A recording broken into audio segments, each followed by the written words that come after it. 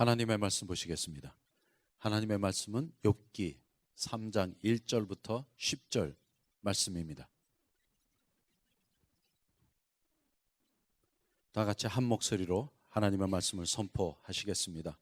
그 후에 욥이 입을 열어 자기의 생일을 저주하니라.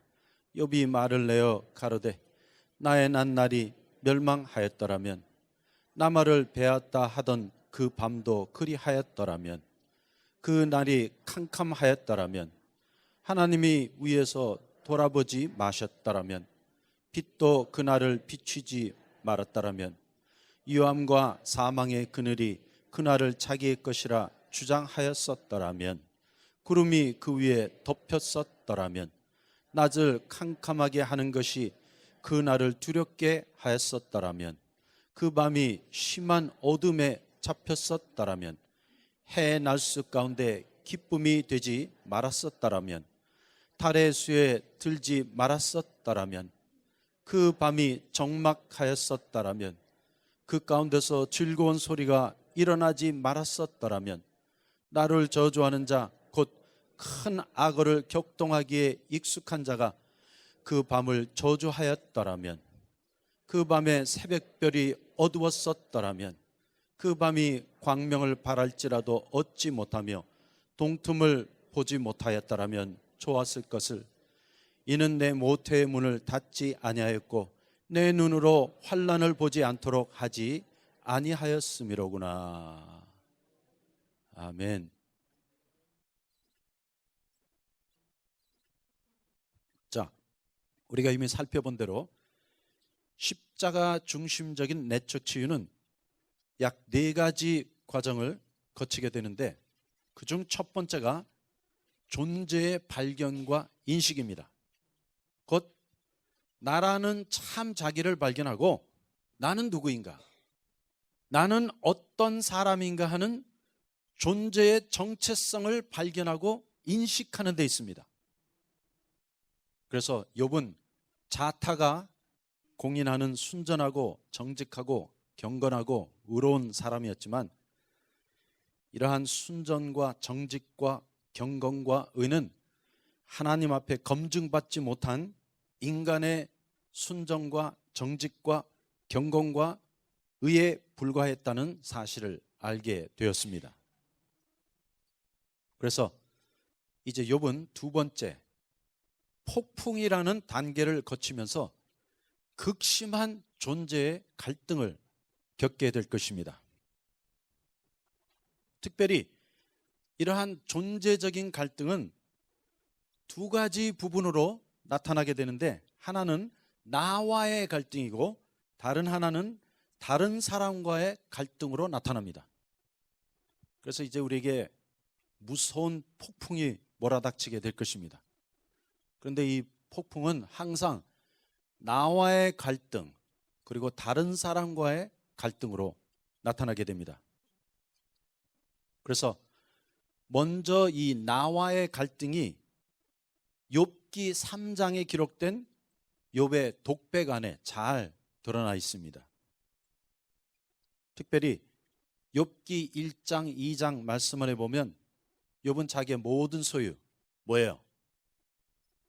아들 7에 딸 3에 양 7천에 약대가 3천에 소가 500결이에 암나귀 500, 이 모든 것 다 잃어버리고 마지막에는 자신의 건강까지 잃고 알거지가 되어서 자기 처에게 버림을 받아 길거리에 내려앉게 됩니다. 그리고 바로 그때 욥은 자기의 참 존재를 발견하게 됩니다.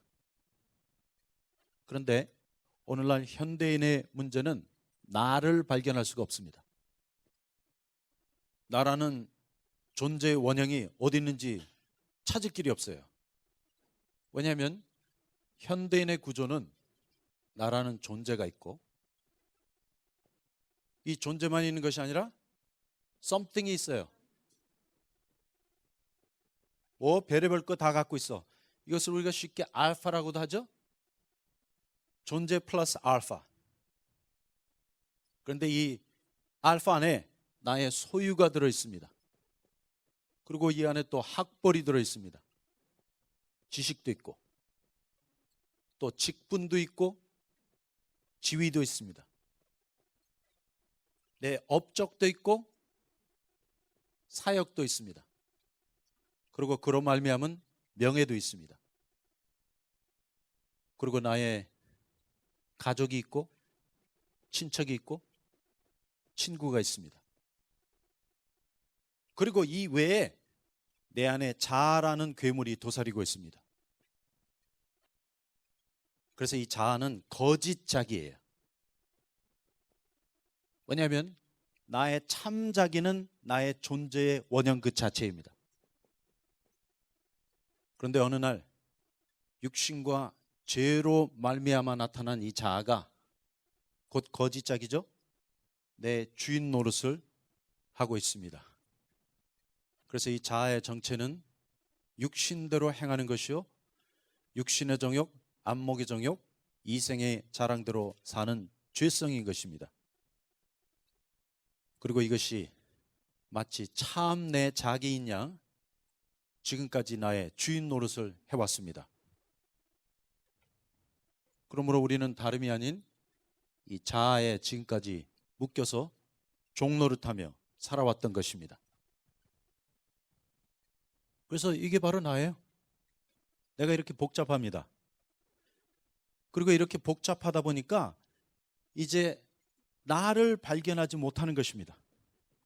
그래서 내가 나를 발견할 수 있는 유일한 방법은 주님이 이거 다 털어내셔야 합니다.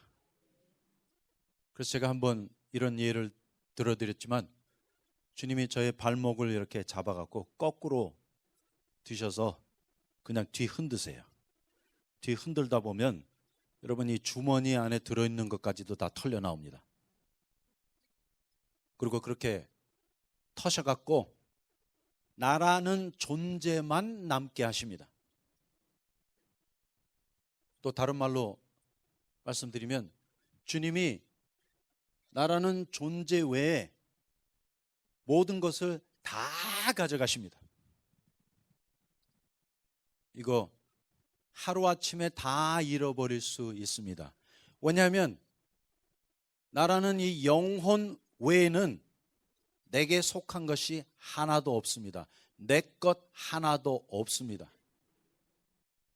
그런데 이 모든 것을 다 내 것으로 생각하고 지금까지 살아왔던 거예요. 하물며 건강마저도 내 거라고 생각하시죠? 그런데 여러분 건강 내 거 아니에요. 주님이 주신 것입니다. 물질, 내 성공, 내가 잘해서 성공한 것 같죠? 아니에요. 주님이 주시지 아니하면 돈도 일전 한 푼 들어오지 아니하고 아무리 열심히 노력을 해도 성공할 수 없습니다. 그런데 주님이 주시면 성공하는 거예요. 주님이 주시면 자식도 얻고 물질도 얻습니다. 그런데 이거 다 얻고 나면 자기가 잘나서 얻은 것으로 착각하고 이것을 존재의 가치로 믿고 살아가고 있습니다. 내가 갖고 있는 물질, 학벌, 직분, 명예 이런 거에 목을 매달고 살아가고 있는데 어느 날 주님이 이거 다 가져가십니다. 또 가져가셔야만 합니다. 이것을 우리가 쉽게 말하면 망해야 한다는 거예요. 그런데 이 말씀 드리면 아주 신자들이 얼굴이 노랗게 돼요. 아니 목사님 그러면 나 망하라는 뜻이에요? 예, 죄송합니다. 망해야 합니다. 그것도 아주 쫄딱 망해야 합니다. 그런데 오해하지 말고 들으세요. 저는 여러분 사업에 대한 말씀을 드린 것이 아니라 여러분 존재에 대한 말씀을 드린 거예요. 나라는 존재가 망해야 합니다. 그리고 이왕 망할 것이면 빨리빨리 망할수록 좋고 또 쫄딱 망할수록 좋습니다. 그래서 적당히 망하는 거 이것은 십자가의 도가 아닙니다. 십자가의 도는 우리를 완전히 죽이고 말 것입니다. 우리가 바닥을 치게 해서 모든 것 다 잃어버린 후에 나의 존재를 발견하게 하는 것입니다. 그런데 이거 참 고통스러워요. 아이고 주님이 모든 것 다 가져가시는데 정말 죽을 것 같아요. 그런데 참 이상해요. 사람이라는 것은 내게 필요 없다고 생각하는 것, 내게 별로 상관이 없는 것은 기꺼이 아낌없이 주님 앞에 항복해 드릴 수 있습니다. 예를 들어 갖고 저 같은 경우에는 살아오면서 부족함이 없이 잘 살았어요. 그래서 특별히 소유 부분에 대해서는 별로 집착이 없어요. 그래서 주님이 제 소유를 가져가셨다 해도 저 눈 하나 깜짝 안 해요. 왜냐하면 돈이라는 것은 있었다가 없어질 수도 있고 또 없다가 있을 수도 있는 거 아니에요. 그래서 이 세상에 제일 쉬운 일이 돈이에요. 그랬더니 또 어떤 분은 아니에요. 제일 어려운 게 또 돈이래. 맞아요. 그분에게는. 그래서 주님이 나의 소유를 가져가신다, 물질을 가져가신다 하면 그거 내가 아주 기꺼이 다 드릴 수 있습니다. 그런데 각자 사람마다 자기가 절대 포기할 수 없는 한 영역이 있어요. 그거 이제 주님이 건드리시면 이때 우리 자아가 발동을 하는 거예요. 저에게는 다른 게 아니라 명예. 아이고, 요게 뭔지. 내 이름이 있잖아요. 나의 평판, 나의 위신, 명예. 여러분, 어떤 사람에게는 그게 돈보다 더 중요하다는 거 아시죠? 또 다른 사람에게는 나의 자녀, 이것이 생명보다 더 귀한 것일 수 있습니다. 그런데 주님께서 얼마나 완전하신지 이 나라는 존재에 붙어있던 something, 알파의 모든 거 다 가져가십니다. 아주 영락없어요. 그래서 이것이 욥의 이야기예요. 주님이 욥의 사안 가운데 몇 가지 남겨두고 적당히 가져가신 것이 아니라 욥의 전부를 가져가셨습니다. 그런데 욥이 다 잃고 주님 앞에 온전히 반응했죠. 내가 적신으로 왔음에 적신으로 가오리니 주신 자도 하나님이시오니 가져가시는 자도 여호와시라. 오직 주의 이름을 송축할지로다. 바룩 하셈 아도나이. 이렇게 반응을 잘했습니다. 잘했지만 이 욥이 무너진 것이 욥 안에 들어있던 존심 하나로 무너진 거예요. 왜냐하면 욥은 자기가 갖고 있던 순정과 정직과 경건과 의, 그로 말미암아 나타난 자기의 의로 살았던 것입니다. 그것을 우리가 소위 자의라고 합니다. 그런데 내가 다 망해도 요거 하나만은 포기 못해요. 쉽게 말씀드리면 나는 이런 사람인데, 어떤 사람이에요? 순전하고 정직하고 경건하고 의로운 사람인데, 나 쫄딱 망해서 모든 거 다 잃어버려도 괜찮아. 나 건강 다 잃고 알거지가 되어갖고 길거리에 내 앉아도 좋아. 나는 요 존심 하나만큼은 끝까지 지킬 거야.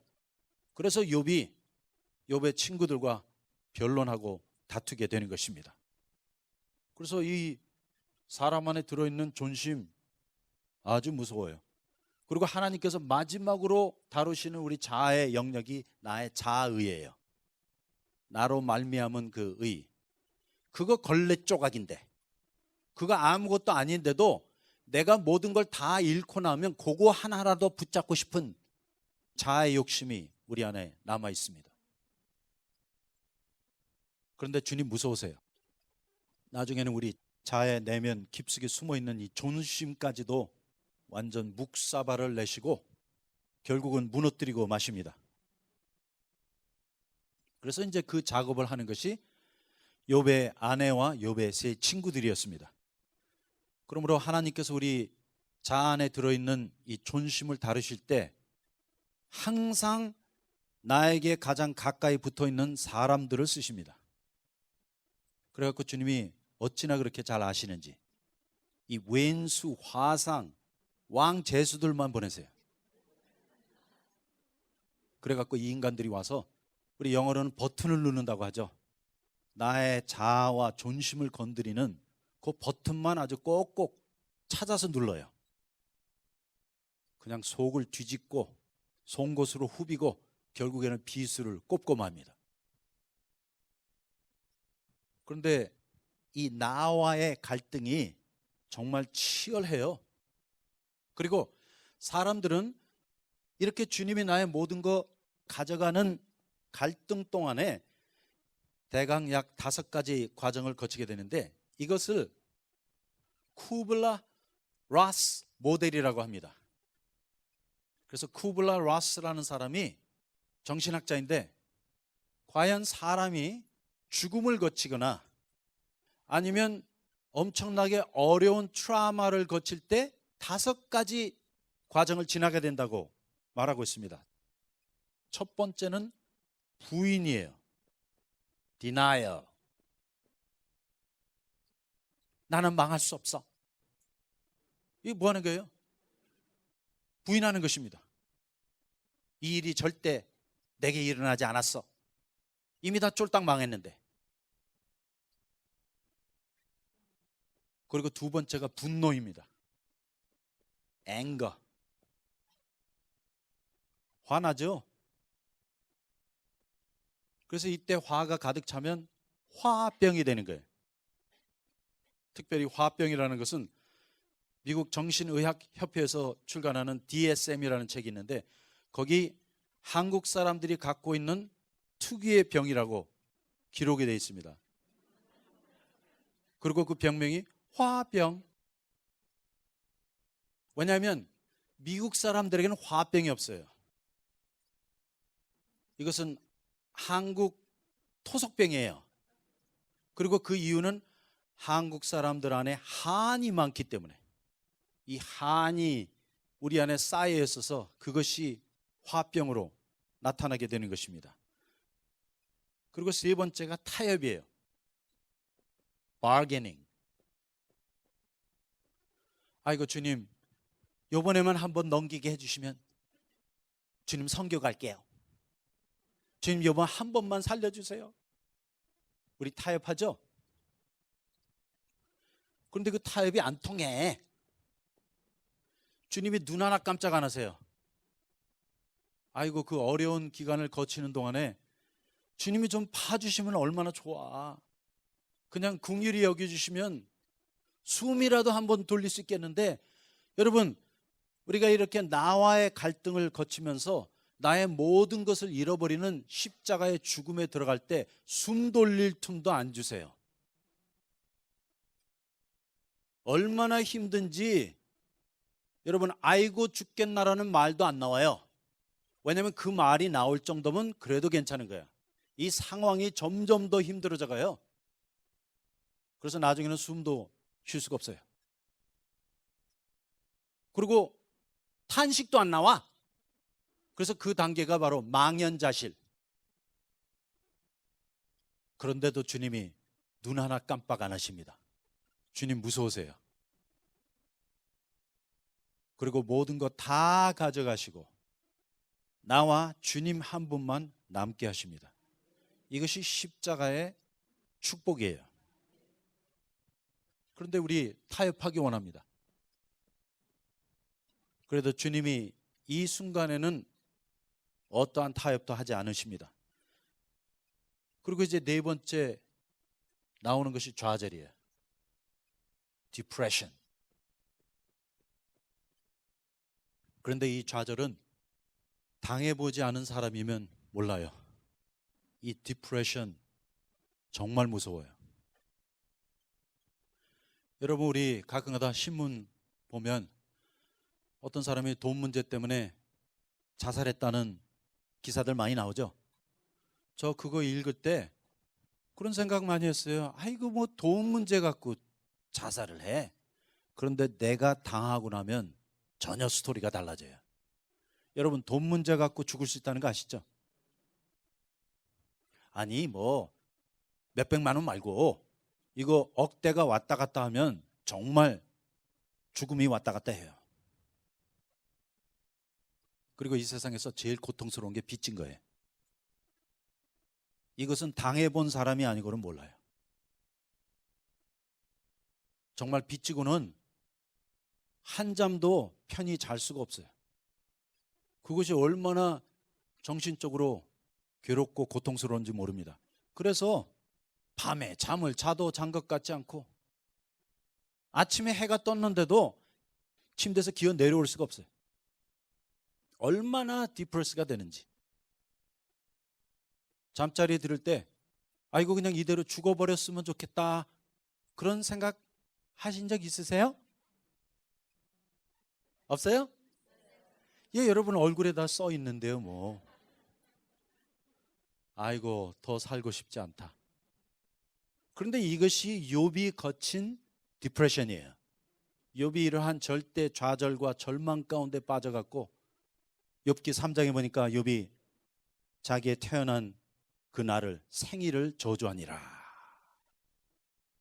어머니 왜 날 낳으셨어요? 옛날에 그런 노래도 있었잖아요. 그리고는 이제 5번째 단계가 수용이에요. 아이고 뭐 어떻게 받아들여야지, acceptance. 그런데 이제 여기에 문제가 있습니다. 자, 우리가 두 가지 차원으로 수용할 수 있습니다. 하나는 소위 자포자기예요. 그런데 이 자포자기는 내 자아가 주님의 절대적인 주권과 섭리의 역사 아래 순복하는 것이 아닙니다. 이것은 자아가 잠깐 동면으로 들어가는 거예요. 마치 곰이 겨울잠을 자기 위해 굴 안에 들어가서 동면을 하잖아요. 이런 것처럼 자아가 잠깐 동면에 들어가는 것과 같습니다. 그래서 나는 분명히 다 항복한 것 같은데 결국에는 항복하지 않냐고 그 똑같은 이슈가 계속 되풀이해서 나오는 것은 바로 나의 자아가 스스로 자포자기한 것이기 때문에 이것은 언젠가 되살아나갖고 툭 튀어나옵니다. 그리고 그 다음에 튀어나올 때는 자포자기 하기 전보다 더 무서워요. 그래서 자칫 잘못하면 이렇게 자아가 잠깐 잠자고 있다가 다시 이 5가지 과정을 다 거칠 수 있습니다. 또 부인을 해버려요. 아니야, 난 아직도 안 망했어. 아니야, 나는 성공할 수 있어. 그리고 그게 아니니까 또 분노했다가 또 타협했다가 좌절했다가 수용하는 척 했다가 동면에 들어가서 또다시 부인으로 돌아오는 거예요. 그래서 이러한 악순환은 영원히 끝나지 않습니다. 문제 해결 안 돼요. 그런데 이제 두 번째 다른 차원의 수용은 십자가의 죽음입니다.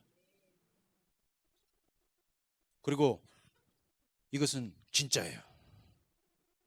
그리고 내가 십자가에 죽었다는 것은 주님의 절대적인 주권과 섭리의 역사를 인정하고 내가 그 주님 앞에 순복하는 것입니다. 자아가 완전히 십자가에 못 박혀 죽는 것입니다. 그래서 요한복음 12장 23절부터 25절 사이에 보니까 한 알의 밀이 땅에 떨어져 죽지 아니하면 한 알 그대로 있고 죽으면 많은 열매를 맺느니라 했는데, 왜 한국에 오면 신자들이 혹은 목사님들이 성경을 읽을 때 꼭 말씀을 바꾸어서 읽어요? 그래서 여러분 그런 말씀 많이 들으셨을 것입니다. 한 알의 밀이 썩지 아니하면. 아니, 그런 말씀 들었어요, 안 들었어요? 저 많이 들었어요. 그래서 제 앞에서 그런 말씀을 하시면 제가 꼭 수정해 드립니다. 요한복음 12장 23절부터 25절 말씀에 보면 분명히 한 알의 밀이 땅에 떨어져 죽지 아니하면 했지 썩지 아니하면이라고 하지 않았습니다. 왜냐하면 썩으면 큰일 나요. 이 썩는 게 바로 자포자기로 들어가는 거예요. 그런데 이 한 알의 씨가 썩으면 냄새 나요. 그리고 부패할 때는 열이 나요. 하지만 죽는 것은 아름답습니다. 그리고 이 십자가의 죽음은 내가 주님 앞에 완전 항복할 때야만이 가능합니다. 그래서 주님은 죽지 않으려는 사람을 죽이지 않으십니다. 오직 주님 앞에 완전 항복하여 나를 십자가에 못 박도록 떠맡기는 사람만 죽이십니다. 그래서 이제 우리가 이렇게 5가지 과정을 거치게 되는데, 이러한 5가지 과정은 사람에 따라서 다 다릅니다. 그리고 이렇게 부인과 분노, 타협과 좌절, 그리고 수용의 단계를 거치는 사람들은 원래 성질이 더러운 사람들, 소위 성질이 지랄 같다는 사람들은 이런 과정을 거쳐요. 그런데 욥은 이러한 과정을 거치지 않았습니다. 왜냐하면 욥은 아주 순전하고 정직하고 경건하고 의로운 사람이었기 때문에 정반대의 과정을 거치고 있음을 알 수 있습니다. 그래서 욥의 경우를 보면 뭐가 제일 먼저 왔어요? 수용이 먼저 왔어요. 그래서 욥기 1장에 2장에 욥이 두 번 다 그대로 수용했습니다. 바룩 하셈 아도나이. 그리고 자기 처가 너 그렇게 청승 떨지 말고 하나님 욕하고 되자 했을 때 욥이 점잖게 아내를 꾸짖었죠. 여보, 당신의 말은 지혜자의 말 같지 아니하군요 하고 아주 점잖게 아내를 꾸짖었습니다. 그런데 이 수용이 오래 못 가요. 금방 뭐로 들어갔습니까? 좌절로 들어가갖고 지금 욥기 3장에 보니까 자기의 난나를 저주하면서 지금 디프레션에 빠진 거예요. 심각한 우울증에 걸리게 되었습니다. 그러고 나서 욥이 뭐 해요? 계속 타협합니다. 하나님, 나 모든 거 다 가져가셔도 좋습니다. 하지만 내 안에 있는 이 의만큼은, 존심만큼은 가져가지 말아주세요. 이것이 나의 생명 전부입니다. 다른 거 다 드릴게요. 하지만 나의 명예만큼은 가져가지 말아주세요. 주님, 나 순전합니다. I'm innocent. 나 결백합니다. 그거 주님 아시죠? 그런데 그 타협이 안 통해요. 그래서 나중엔 뭐가 나옵니까? 이제 분노가 막 뛰쳐나와요. 그래서 욥기 읽다 보면 욥이 하나님께 막 부르짖고 질문하잖아요. 아니, 내가 바다의 용이니까? 내가 누구간데 하나님께서 나를 관역으로 삼으셔갖고 나를 괴롭히시나이까? Who am I? Leave me alone. 나를 좀 가만히 내버려 두세요. 그리고 마지막에 가서는 하나님의 존재까지 의심하는 부인의 단계까지 이르게 됩니다. 그래서 성격이 좋은 사람은 거꾸로 가고 성격이 지랄 같은 사람은 위에서 아래로 가는 그 차이만 있지, 우리 모두는 이렇게 똑같은 방법으로 갈등할 수밖에 없어요. 이거 누구나 다 거치는 단계예요. 아이고, 나는 뭐 분노가 없다. 여러분, 그런 쌩거질만 하지 마세요. 그래서 이 세상에 제일 무서운 사람들이 착한 사람들이에요. 그리고 뭐 나는 법이 없어도 살 수 있어요. 그런 사람 옆에 오면 여러분 주의하셔야 돼요. 왜냐하면 거꾸로 오는 걸 어떻게 해? 그래서 이것이 더 무서워요. 차라리 처음부터 부인하고 분노하고 타협하고 좌절해갖고 수용하면 되는데, 이거 다 받아들이는 것 같죠? 거기 우리 속아 넘어가면 안 돼요. 그리고 이것이 자아의 함정이에요. 그러므로 내가 어떠한 환경을 접했을 때, 어려운 일을 당했을 때, 아이고 내가 쉽게 수용이 되더라 하면 이거 큰 문제예요. 그거 수용한 거 아니에요. 왜냐하면 그것은 내 자아가 위장 전술을 쓴 것입니다. 그래서 마치 우리가 주님 앞에 순복하는 척 했지만 결국에는 이 자아의 본심이 다 드러나갖고 하나님이 있네 없네 막 존재적인 질문까지 던지게 되는 것입니다. 그래서 바로 그 내용이 욥기 3장입니다. 그러므로 이 욥기 3장은 내 안에서 일어난 갈등의 절정이에요. 그리고 욥기 3장이 지나고 나면 이제 욥기 4장에 들어가서는 다른 사람과의 갈등이 시작됩니다. 그래서 주님께서 이렇게 나라는 존재를 달달 볶으세요. 나와 싸우게 하시고 또 다른 사람과 싸우게 하시고 내가 감당할 수 없는 환경을 우리 안에 쏟아 부으셔갖고 나로 두 손 두 발 바짝 들게 하십니다. 그리고 결국은 주님이 나라는 존재 외에 내게 붙어있던 something 플러스 알파 다 가져가시고 내 속 안에 깊이 숨어서 도사리고 있던 나의 자아를 끄집어내 갖고 못 박아 죽이시고 말 것입니다. 그리고 그렇게 다 처리한 후에 이제 나라는 존재가 주님과 1대1로 만나게 됩니다. 이것이 존재의 발견이고 또 이 일을 위하여 주님께서 존재의 갈등을 가져오시는 것입니다. 이것이 인생의 폭풍이에요. 스토밍. 그런데 죄송합니다. 누구든지 예수를 믿는 사람이라면 이 폭풍의 과정을 거쳐야만 합니다. 왜냐하면 이것이 십자가의 길이기 때문에. 이것은 어떻게 피해갈 길이 없어요. 그러므로 주님이 이렇게 하건 저렇게 하시건 지금 하건 나중에 하건 결국 내 안에 속한 모든 것 다 가져가시고 내 속 안에 숨겨져 있던 괴물 같은 자아를 죽이고 마십니다. 그래서 어려운 일을 당할 때는 힘들어도 저 이런 과정을 거쳤습니다. 거치면서 주님께 얼마나 감사드렸는지 몰라요.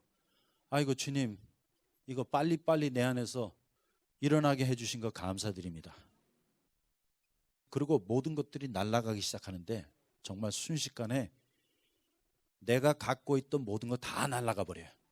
그리고 마지막 끝까지 고수하고 싶었고 붙잡고 싶었던 나의 명예, 존심마저도 주님이 완전히 짓밟아 버리십니다. 그런데 나중에 깨닫고 나니까 그것이 축복이었어요. 그때는 힘들었는데 아이고 주님 이거 다 가져가신 후에 나를 만나 주셨습니다. 그때 내가 참 하나님을 그냥 귀로만 들었던 것이 아니라 눈으로 뵙는 놀라운 축복을 누리게 되었습니다. 그러고 나니까 이렇게 고통을 거친 것이 하나님의 축복이라는 사실을 깨닫게 되었고 지금도 그래요. 주님이 너에게서 무엇을 가져가시겠다 하면 정말 아낌없이 두 손 두 발 들어 주님께 순복하여 드릴 수 있습니다. 왜냐하면 이제 깨달은 거예요. 나라는 존재 외에 내게 속한 이 알파는 아무것도 아니다. 그리고 애당초 내 것이 아니었다. 그리고 또 다 가져가신다 해도 내 영혼에는 아무 손해 안 봐요. 그리고 뭐 결국은 다 돌려드리고 갈 건데 뭐 주님이 미리 가져가시겠다는 게 뭐가 문제입니까?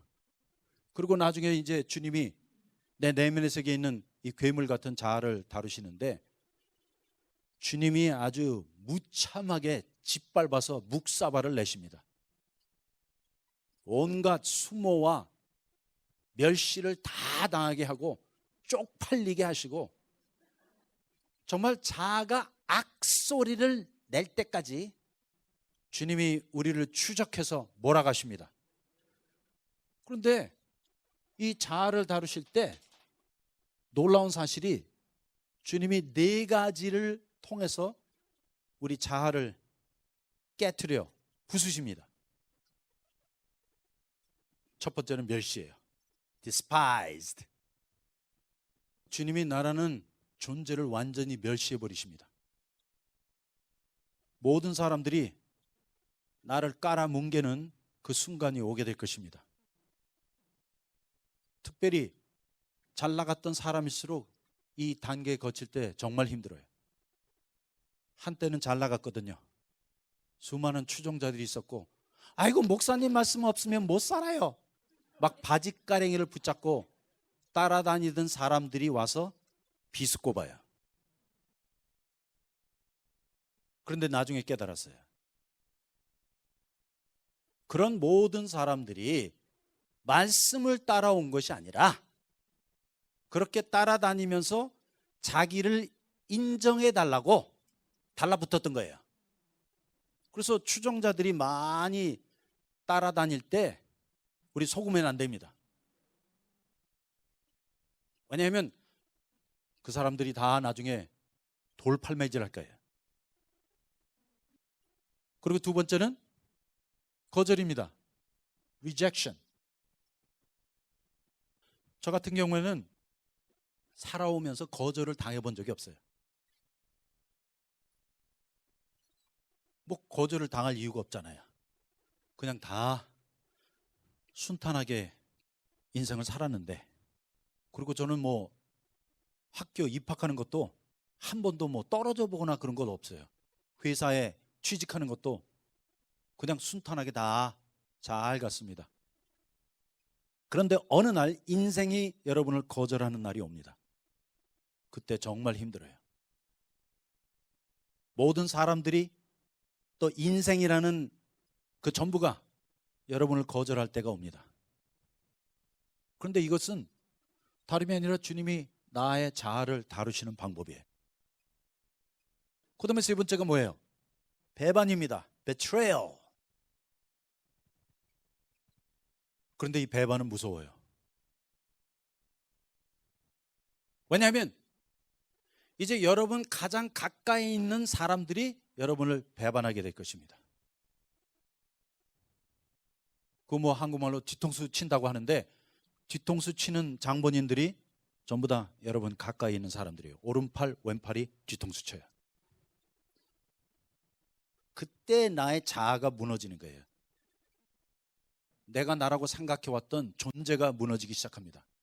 그것도 사실로 배반을 하면 몰라도 전부 다 거짓으로 모함해갖고 누명을 씌워갖고 뒤통수를 칩니다. 그래서 옛말에 3인 성호라는 말이 있습니다. 사람이 셋이 모이면 대낮에 호랑이가 나타났다는 거짓말을 한다. 정말이에요. 그냥 없었던 이야기도 만들고 뭐 상상을 초월하는 모함과 누명을 뒤집어 씌우는데, 그것이 바로 나와 함께 떡을 먹던 자, 나와 함께 찬송을 하며 성전에 올라갔던 자로다. 시편에 보면 다윗이 그렇게 고백하잖아요. 그런데 더 놀라운 사실은 이렇게 사람들이 멸시하고 거절하고 배반할 때 그 주위에 있는 모든 사람들이 함께 동참한다는 사실입니다. 이때는 아무도 여러분 편에 있어줄 사람이 없어요. 어떠한 거짓말이라도 어떠한 누명이라도 다 믿고 다 넘어갑니다. 그래서 옛날에 공자님의 제자 중에 증삼이라는 사람이 있었습니다. 그런데 증삼의 어머니가 이 배틀을 짜갖고 생계를 이어가셨는데, 하루는 열심히 배틀을 짜고 있는데 어떤 사람이 와갖고 증삼이 어머니께 이르기를, 어머니, 증삼이가 그만 사람을 살인했대요. 그런 말을 한 거예요. 그러니까 어머니가 자기 자식 알잖아요. 우리 아들 증삼이는 절대 누구를 살인할 사람이 아니야. 그래서 그 말을 한 사람을 쫓아보냈어요. 그런데 그 다음날 똑같은 사람이 와서 똑같은 말을 하는 거예요. 그때도 어머니가, 아니 지금 무슨 말을 하나, 내가 내 아들 증삼이를 하는데 그 애는 사람을 죽일 사람이 아니네 해서 쫓아보냈습니다. 그런데 3일째 되던 날 똑같은 사람이 와서 똑같은 말을 하니까 증삼의 어머니가 그 말을 듣고 담을 뛰어넘어서 도망갔다는 말이 있어요. 아니, 그 말씀이 이해가 되세요? 쉽게 말씀드리면 가장 가까이 있는 사람도 다 넘어갈 수 있어요. 그런데 이것이 십자가의 도예요. 주님이 내 주위에 단 한 사람도 남아있지 않게 하십니다. 왜냐하면 단 한 사람이라도 남아있으면 우리가 그 십자가의 길을 걸을 때 그 사람을 바라보고 의지하기 때문에 그냥 모든 것 다 싹둑싹둑 끊으시고 차단시켜 버리십니다. 그리고 오직 주님께만 집중하게 하십니다. 이것이 십자가의 도예요. 그래서 이때 뭐 나의 위로자가 나타났다, 나를 믿어주는 사람이 나타났다 하면 그거 다 거짓말이에요. 왜냐하면 결국은 주님이 우리를 네 번째 단계까지 끌고 가시는데 그 네 번째 단계가 버림받는 거예요. abandonment. 와우. 드디어 완전히 버림받게 됩니다. you will be completely abandoned.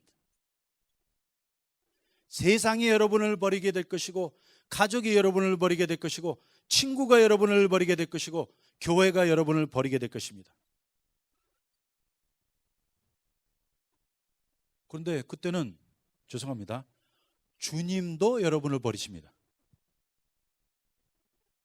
그래서 바로 이것이 시편 22편이에요. 거기 보니까 다윗이 나의 하나님, 나의 하나님, 어찌하여 나를 버리시나이까 했는데, 그 똑같은 기도를 예수께서 십자가상에서 하셨습니다.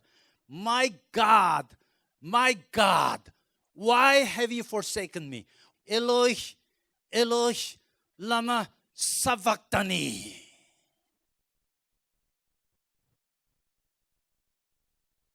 하물며 주님도 그렇게 버림을 당하셨어요. 바로 당신의 아버지로부터. 그때 하나님 아버지께서 단 한 번도 뒤돌아보지 않으셨습니다.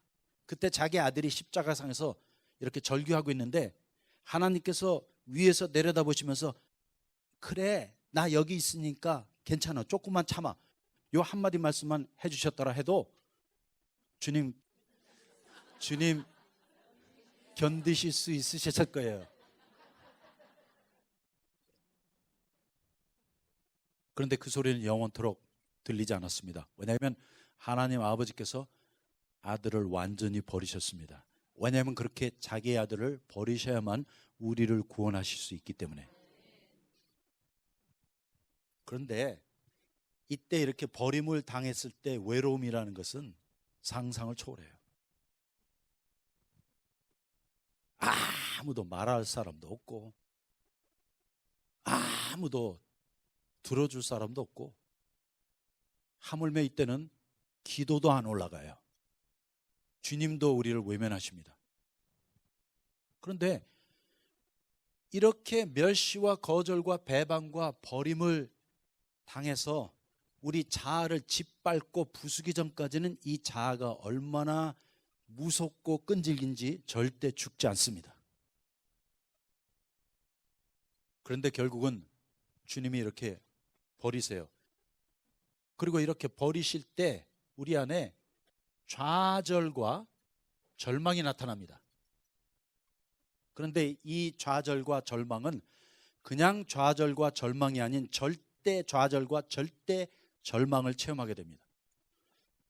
그리고 이러한 절대 좌절과 절대 절망을 사도 바울은 고린도 후서에 사형 선고받았다고 표현하고 있습니다. 그래서 주님이 우리 괴물 같은 이 자아에 사형 선고 내리시고 십자가에 못 박아 죽이십니다. 그런데 이 안에는 어떠한 궁율도 자비도 없습니다. 그래서 주님이 우리의 자아를 다루실 때만큼은 애누리가 없으세요. 어떠한 부분도 용납하지 아니하시고 그 자아의 본체 자체를 십자가에 못 박아 죽이십니다. 그래서 저도 이 4가지 과정 다 거쳤어요.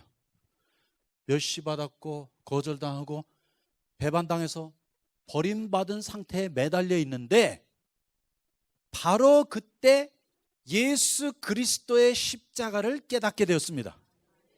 왜냐하면 저 그전에 십자가에 도 강의만 20년을 했어요. 뭐 십자가는 이렇고 저렇고 내적 치유 많이 했어요. 그리고 스스로 자부하기를 내가 다른 것은 몰라도 이 복음과 십자가의 도에 대해서는 나만큼 강의를 잘하고 확실하게 복음을 깨달은 사람이 없다고 자부해 왔어요. 그런데 나의 자아가 이렇게 버림받아갖고 십자가상에서 매달려 있는 그 순간에 주님이 말씀하셨습니다. 내가 멸시와 천대, 거절과 배반, 그리고 버림을 받기 전까지는 너는 십자가에 대하여 아무것도 알지 못했다고 주님이 말씀해 주셨습니다. 그러고 나서 보니까 여기 이렇게 십자가가 있는데, 저는 저 십자가를 지금 제가 있는 이 위치에서 내려다본 거예요. 십자가는 저기 있고, 저 십자가를 믿습니다, 이 말 많이 했어요. 그런데 내가 이렇게 멸시와 천대, 거절과 배반, 버림을 당하고 나니까 십자가를 내가 제3자의 관점에서 위에서 내려다보고 있는 것이 아니라 내 스스로가 십자가에 매달려 있는 자신을 발견했습니다. 그리고 거기서 똑같은 방법으로 멸시와 거절과 배반과 버림을 당해서 십자가에 달리신 주님과 만날 수 있었습니다. 그러므로 누구든지 이렇게 멸시와 천대, 거절, 배반 그리고 버림을 당해보지 못한 사람은 십자가 상에 있는 예수님을 만나본 적이 없는 사람이에요. 그리고 그 사람에게는 이 십자가의 사건이, 십자가의 체험이 항상 위에서 내려다보는 제3자의 관점에서 보는 십자가일 수밖에 없습니다. 그런데 바로 그 순간 내가 주님과 함께 이 십자가 상에 매달려 있다는 사실을 알게 되었고, 그때야 바로 제가 십자가를 바라볼 수 있는 정확한 위치에서 정확한 관점에 서 있다는 사실을 알게 되었습니다. 그러므로 십자가는 멀리서 쳐다보는 것도 아니고 또 위에서 내려다보는 것이 아닌 완전히 십자가상에서 못 박혀 같이 동참하는 것입니다. 그래서 우리가 영어로는 I believe the cross, 나는 십자가를 믿습니다라는 말이 없어요. 그런데 지금 우리가 하는 일이 전부 다 십자가를 그냥 믿는 거예요. 그래서 십자가를 묵상하고 뭐 십자가에 달려 죽으신 주님을 생각하고 하잖아요. 하지만 우리가 원어 성경으로 보면 십자가에 관계된 표현을 할 때는 I believe in the cross예요. I believe into the cross. 나는 십자가를 믿습니다가 아니라 나는 십자가 안에 들어 있습니다라는 뜻이에요. 이것이 십자가에 대한 올바른 믿음인 것입니다. 그런데 저 그전까지 십자가에 대해서 강의도 하고 십자가에 대해서 수십 시간짜리 말씀도 전했어요. 그런데 그때는 내가 십자가상에 이렇게 멸시와 천대, 거절, 배반 그리고 버림당한 상태에서 주님과 함께 매달려 있지 않았던 것입니다. 그러니까 남의 이야기처럼 십자가에 대해서 말하고 가르쳤던 것입니다. 그런데 내가 정작 이렇게 네 가지 과정을 거치고 십자가 상에 매달려 있다 보니까 그 똑같은 과정을 거치신 주님을 만나게 되었습니다. 그리고 이것이 진정 십자가를 믿는 것이구나. 그러므로 나는 십자가를 믿는다고 하시면 안 돼요. 나는 십자가 안에 들어가 있습니다라고 하셔야 합니다. 그래서 이것이 십자가의 도입니다. 그리고 이것이 주님의 치유의 방법이에요. 그런데 이 치유의 방법을 보면 좀 겁나죠? 두렵죠? 하지만 이 방법밖에는 없습니다. 그러므로 여러분이 이 시간에 양자택일 하셔야 합니다. 이렇게 십자가의 길로 들어갈 것인가? 아니면 여러분 부인하고 떠나가시면 돼요. I don't want this. 나 이거 받아들일 수 없어. 하고 여러분 멋대로 사세요. 그러면 잘 먹고 잘 살 수 있어요. 룰루랄라 할렐루야 하지만 절대 주님이 원하시는 참 그리스도인은 될 수 없습니다. 그래서 성경에 나오는 그 부자 청년이 주님이 분명히 그에게 십자가의 길을 가르쳐 주셨지만 결국은 그 길을 가지 못하고 근심하는 마음으로 집으로 돌아가니라 했는데, 오늘 여러분 결단하십시다. 어떻게 하실래요? 이 십자가 길 가시겠습니까? 아니 정말로? 아니 이렇게 주님이 다 가져가실 건데, 나 완전 깔아 뭉기실 건데, 멸시받고 천대받고 배반당하고 버림받을 건데, 나 쫄딱 망할 건데, 이미 다 했다고? 졸업했다고? 버티는 중이라. 그래서 진정한 십자가를 통한 내적 치유는 굉장히 고통스럽습니다. 이것 보통 일 아니에요. 하지만 제가 여러분을 이렇게 뵈니까 이미 결단이 다 내려진 듯합니다. 아주 비장한 각오가 얼굴에 역력히 드러나 있습니다. 그래서 계속해서 다시 뵙기로 하겠습니다.